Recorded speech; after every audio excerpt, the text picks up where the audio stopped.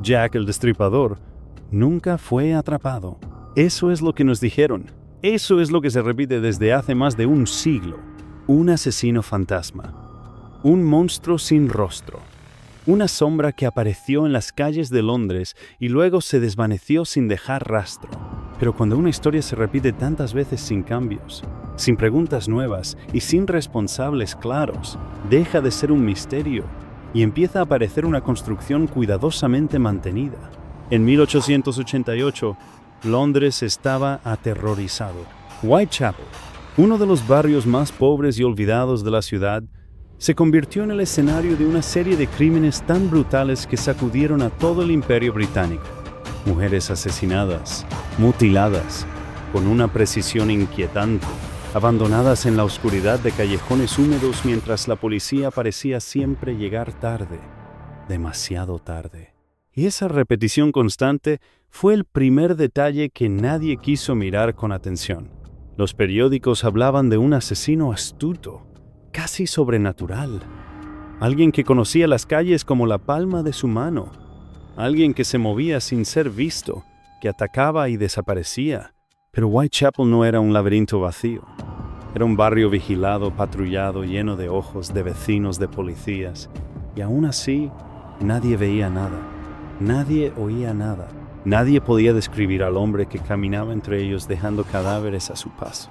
La versión oficial afirma que la policía era incompetente, que la tecnología era limitada, que los métodos de investigación eran primitivos.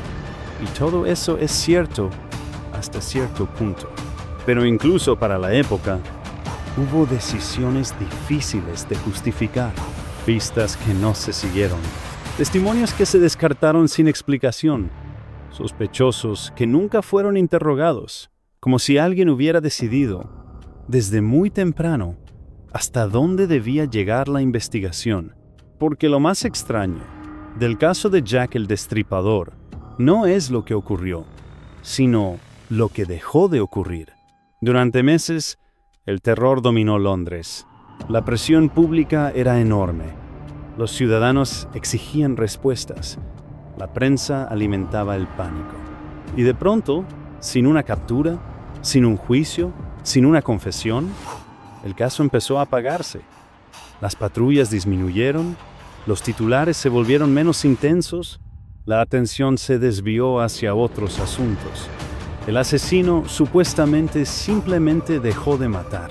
Pero los asesinos en serie no suelen desaparecer así. No se evaporan, no se cansan de repente, no se detienen justo cuando la presión alcanza su punto máximo, a menos que algo o alguien los obligue a hacerlo. O a menos que el problema nunca haya sido atraparlo, sino proteger lo que podía revelar. Con el paso del tiempo, Jack el Destripador fue transformado en leyenda, en un símbolo del mal absoluto, en una figura casi romántica del horror victoriano. Y esa transformación fue útil, porque las leyendas no exigen justicia, solo fascinación. Mientras el público debatía teorías extravagantes, la historia real se enterraba bajo capas de especulación, pero no todas las pistas se perdieron. Algunas fueron ignoradas deliberadamente. Varios testigos afirmaron haber visto hombres bien vestidos cerca de las escenas del crimen. No vagabundos, no figuras marginales, hombres que no encajaban en el perfil que la policía quería construir. Otros hablaron de carruajes, de movimientos extraños, de policías que parecían saber más de lo que decían. Esos testimonios fueron archivados. Minimizaron su importancia, nunca se investigaron a fondo. Y entonces están los documentos, registros policiales incompletos, informes desaparecidos, notas que fueron destruidas años después por error, cartas que nunca llegaron a manos de investigadores independientes. En un caso tan famoso, tan estudiado, tan revisado, resulta inquietante la cantidad de información que simplemente no existe. Como si alguien hubiera decidido que ciertas piezas no debían sobrevivir al tiempo. La pregunta es inevitable. ¿A quién protegía ese silencio? Whitechapel no era solo un barrio pobre. Era un punto incómodo en el mapa social de Londres. Prostitución, miseria, enfermedades, inmigración. Un lugar que la élite prefería no mirar. Y cuando las víctimas pertenecen a los márgenes, la urgencia por hacer justicia suele diluirse. Pero incluso dentro de ese contexto, hubo límites que no se cruzaron. Límites invisibles. Nombres que no se pronunciaron. Algunos investigadores modernos han señalado que ciertos sospechosos potenciales estaban demasiado bien conectados para ser interrogados. Médicos, miembros de la aristocracia, personas con influencia suficiente para evitar el escrutinio público, no porque hubiera pruebas concluyentes contra ellos, sino porque nunca se permitió que las hubiera. La policía necesitaba una narrativa clara, un monstruo desconocido, un enemigo externo, un mal sin rostro. Eso calmaba al público y protegía al sistema, porque admitir que el asesino podía pertenecer a las capas altas de la sociedad habría provocado algo mucho más peligroso que, cuando los asesinatos de Whitechapel comenzaron a ocupar las portadas, la policía aseguró que estaba haciendo todo lo posible. Más patrullas, más vigilancia, más promesas. Pero en los documentos internos, en los informes que no estaban destinados al público, se percibe otra realidad. Una investigación fragmentada, desorganizada y sobre todo limitada por decisiones que nada tenían que ver con la falta de recursos. Decisiones que parecían obedecer a una regla no escrita. Hay líneas que no se cruzan, incluso cuando hay cadáveres de por medio. La Policía Metropolitana de Londres no era inexperta. Había enfrentado disturbios, robos, conspiraciones políticas. Sabía investigar. Sin embargo, en el caso de Jack el Destripador, muchos procedimientos básicos fueron ignorados. Escenas del crimen contaminadas, cuerpos movidos sin registro adecuado, autopsias incompletas. Todo eso se ha explicado durante años como simple incompetencia victoriana. Pero la repetición constante de los mismos errores sugiere algo distinto. Sugiere una investigación que nunca tuvo permiso para ser completa. Uno de los aspectos más inquietantes es la forma en que se manejaron los testigos. Whitechapel estaba lleno de personas que vivían en la calle, que trabajaban de noche, que veían y oían cosas que otros no. Algunos de ellos se presentaron voluntariamente ante la policía. Describieron hombres concretos, rutas específicas, comportamientos sospechosos, y aún así, muchos de esos testimonios fueron descartados por considerarse poco fiables. No porque se contradijeran, sino porque señalaban direcciones incómodas. En varios informes aparece una frase recurrente, no digno de seguimiento. Esa expresión se utilizó para cerrar pistas que involucraban a hombres bien vestidos, médicos, comerciantes acomodados o personas con vínculos fuera de Whitechapel. Era más sencillo mantener la imagen de un asesino marginal que admitir la posibilidad de que alguien respetable caminara impunemente entre la miseria y la sangre. La prensa también jugó un papel clave. Los periódicos necesitaban vender, el público necesitaba miedo. Y el mito de Jack el Destripador funcionaba mejor si el asesino era un monstruo sin rostro. Cada caricatura, cada artículo sensacionalista, ayudó a fijar una imagen que desviaba la atención de cualquier sospechoso real. El terror se volvió espectáculo. Y el espectáculo, una cortina de humo perfecta. Pero no todo fue ruido mediático. Hubo momentos en los que la investigación pareció acercarse peligrosamente a algo concreto. En esos momentos, el silencio se volvió más denso. Uno de los ejemplos más citados es el tratamiento de ciertas cartas atribuidas al asesino. Algunas fueron publicadas, otras no. Algunas se consideraron bromas, otras se tomaron en serio. Pero lo verdaderamente inquietante es que varias desaparecieron. Cartas que contenían información específica, detalles que solo alguien cercano a los crímenes podía conocer. En lugar de analizarlas con profundidad, se archivaron o se destruyeron, oficialmente, para evitar el pánico. Extraoficialmente, para evitar preguntas. También están los informes médicos. Las mutilaciones mostraban conocimiento anatómico, precisión, rapidez. Muchos médicos de la época señalaron que el asesino debía tener formación o experiencia. Esa hipótesis fue minimizada. Se insistió en la idea de un loco violento, porque aceptar que el asesino sabía exactamente lo que hacía implicaba aceptar que pertenecía a un grupo reducido y reconocible. Algunos nombres comenzaron a circular en voz baja, nunca de forma oficial, nunca en documentos públicos. Nombres que pertenecían a hombres con recursos, con conexiones, con protección social. No hay pruebas concluyentes contra ellos, y quizás nunca las hubo. Pero la pregunta no es si eran culpables, sino por qué nunca fueron investigados con la misma intensidad que otros sospechosos mucho menos plausibles. El sistema judicial británico de la época estaba profundamente ligado a las jerarquías sociales. La idea de que un miembro de la élite pudiera ser responsable de crímenes tan atroces resultaba no solo perturbadora, sino inaceptable, no por moral, sino por estabilidad. Porque si la confianza en las instituciones se rompía, el daño podía ser irreparable. Y entonces ocurrió algo aún más extraño. Los asesinatos cesaron. No hubo anuncio oficial. No hubo explicación. Simplemente dejaron de ocurrir. La policía no capturó a nadie. No hubo confesión. No hubo enfrentamiento final. El asesino, según la historia, simplemente desapareció. Y con su desaparición, la urgencia se evaporó. El caso quedó abierto en los archivos, pero cerrado en la práctica.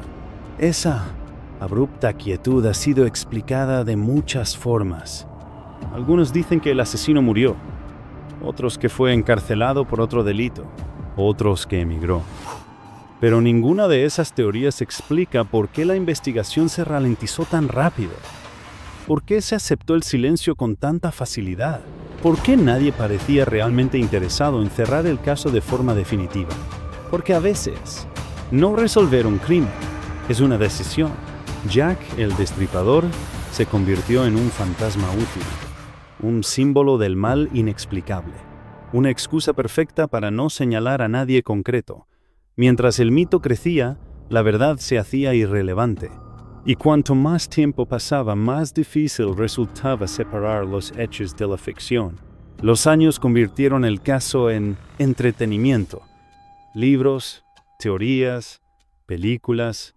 Cada nueva interpretación alejaba un poco más la posibilidad de una respuesta real. El asesino dejó de ser un problema histórico y pasó a ser un personaje cultural. Y cuando algo se convierte en cultura, deja de ser peligroso. Pero bajo esa capa de fascinación, siguen existiendo preguntas sin respuesta. ¿Por qué se ignoraron ciertos testigos? ¿Por qué desaparecieron documentos clave? ¿Por qué la policía pareció saber cuándo detenerse? Tal vez la respuesta no esté en un solo hombre, sino en un sistema. Un sistema que entendió que descubrir la verdad completa podía causar más daño que dejar el caso inconcluso. Que en ocasiones la impunidad es el precio que se paga por mantener el orden. Y si eso es cierto, entonces Jack el Destripador no fue solo un asesino, fue una prueba de hasta dónde estaba dispuesto a llegar el poder para protegerse a sí mismo. Porque cuando la justicia amenaza con desestabilizar el equilibrio social, deja de ser una prioridad, se convierte en un riesgo. Y mientras Londres seguía adelante reconstruyendo su rutina, alguien se aseguraba de que ciertas preguntas jamás encontraran eco. Preguntas que, de haberse formulado en voz alta, habrían obligado a mirar hacia lugares que nadie quería mirar. Pero aún queda una última capa de esta historia. Una que no habla solo del pasado, sino de cómo se construyen los silencios que heredamos. Y es ahí donde el misterio de Jack el Destripador deja de ser solo un crimen sin resolver y se convierte en un espejo incómodo. Con el paso del tiempo, el caso de Jack el Destripador dejó de ser una investigación activa y se transformó en una herida sellada con costumbre. No porque se hubiera sanado, sino porque nadie quiso seguir tocándola. Londres siguió creciendo. El Imperio Británico continuó expandiéndose. Whitechapel cambió de rostro. Pero bajo esa transformación urbana, quedó enterrada una verdad incómoda. Que uno de los crímenes más famosos de la historia no se cerró, se abandonó. La policía nunca anunció oficialmente el fin de la investigación, simplemente dejó de buscar. Los archivos quedaron archivados, las pistas se enfriaron y los nombres sospechosos dejaron de circular incluso en voz baja. El monstruo se convirtió en leyenda y la leyenda sustituyó a la justicia. Y cuando una historia se vuelve mito, deja de incomodar. Durante décadas, el caso fue retomado una y otra vez por investigadores, periodistas y aficionados. Cada uno aportó teorías nuevas, sospechosos distintos, interpretaciones modernas, pero todos partían de un mismo punto de partida contaminado: los archivos incompletos, los documentos desaparecidos, las decisiones tomadas en 1888 que nunca fueron explicadas, porque ningún análisis posterior puede ser más honesto que las pruebas que lo sostienen. Y ahí reside el verdadero problema. Cuando se revisan los registros policiales que sí sobrevivieron, se observa un patrón inquietante. No de errores aislados, sino de omisiones sistemáticas. Falta de seguimiento, cambios de prioridad, interrupciones abruptas. Es como si la investigación hubiera avanzado hasta cierto punto y al llegar allí, alguien hubiera dicho basta, no más, hasta aquí. Ese punto exacto nunca fue señalado oficialmente, pero existe. Se percibe en la cronología, en el tono de los informes, en la forma en que ciertas pistas simplemente desaparecen del relato, como si el caso no hubiera quedado sin resolver por incapacidad, sino por decisión. Algunos historiadores sostienen que el asesinato de las mujeres de Whitechapel puso en peligro algo más que la seguridad pública. Puso en riesgo la imagen del orden victoriano, un orden basado en jerarquías claras, en una moral rígida y en la idea de que el mal siempre venía de abajo. Admitir que ese mal podía surgir desde posiciones respetables habría sido devastador. Por eso el mito de Jack el Destripador fue útil. Permitió encapsular el horror en una figura abstracta, un ente sin nombre real, sin rostro concreto, sin clase social definida, un monstruo que podía ser invocado y descartado sin consecuencias políticas. La sociedad podía asustarse, pero no cuestionarse. Las víctimas, en cambio, quedaron relegadas a un segundo plano. Sus nombres se repitieron menos que el del asesino. Sus vidas fueron resumidas en titulares. Su humanidad se perdió bajo la sombra de un personaje que nunca fue juzgado. Y ese desequilibrio también dice mucho sobre las prioridades de la época. Si el caso hubiera sido realmente irresoluble, la insistencia habría continuado. Pero no fue así. La insistencia desapareció. El interés institucional se evaporó. Y cuando un sistema deja de insistir, no siempre es porque no pueda avanzar, sino porque avanzar implicaría pagar un precio demasiado alto.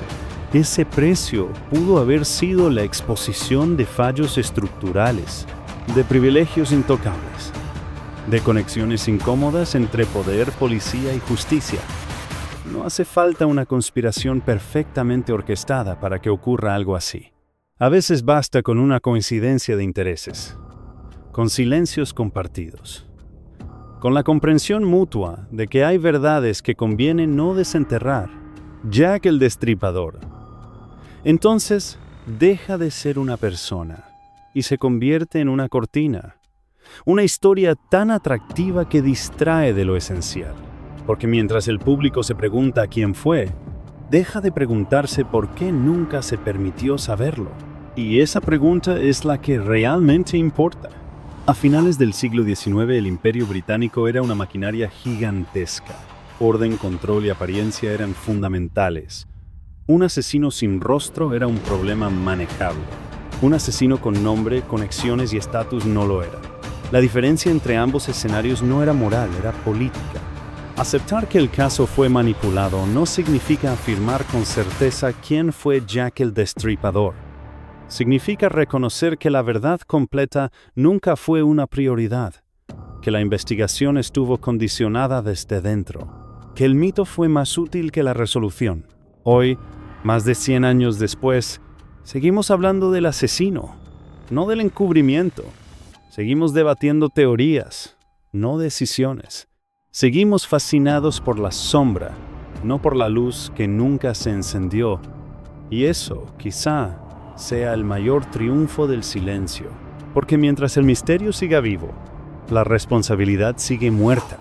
El caso de Jack el Destripador nos enseña algo más profundo que el horror de sus crímenes.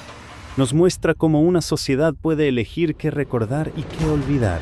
Cómo el poder no siempre necesita borrar la historia, basta con reescribirla de forma atractiva.